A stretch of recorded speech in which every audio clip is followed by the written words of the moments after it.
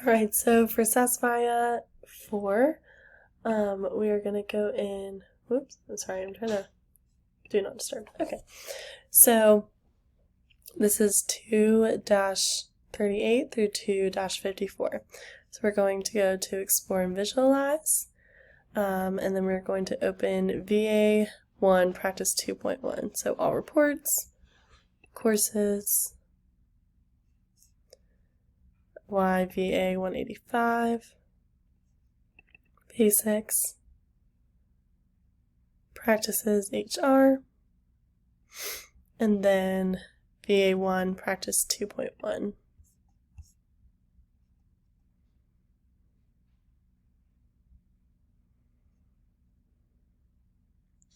Alright, so the first question is how many unique values does company have? So if we look here,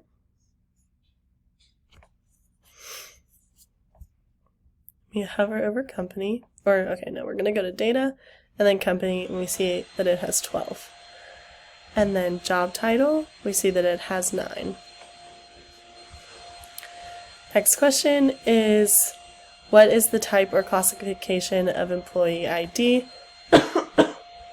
So if we go here, employee ID is a measure. So now, page 1, this is our data. We're gonna close this. What is the case of employee country? So we go employee country, we see that it is lowercase because these letters are lowercase all the way down. Which employee represents sales over the internet or through the catalog?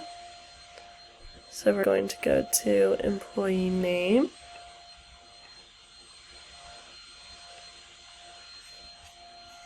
Scroll down to internet catalog. And it is this logistics company that is internet and catalog sales.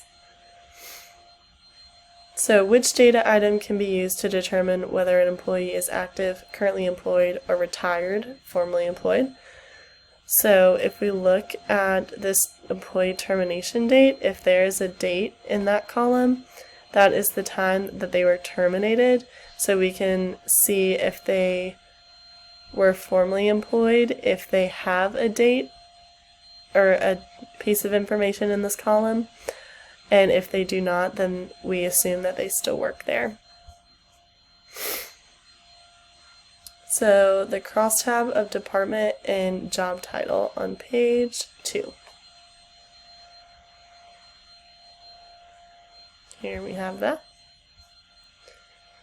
So which department contains the missing job title?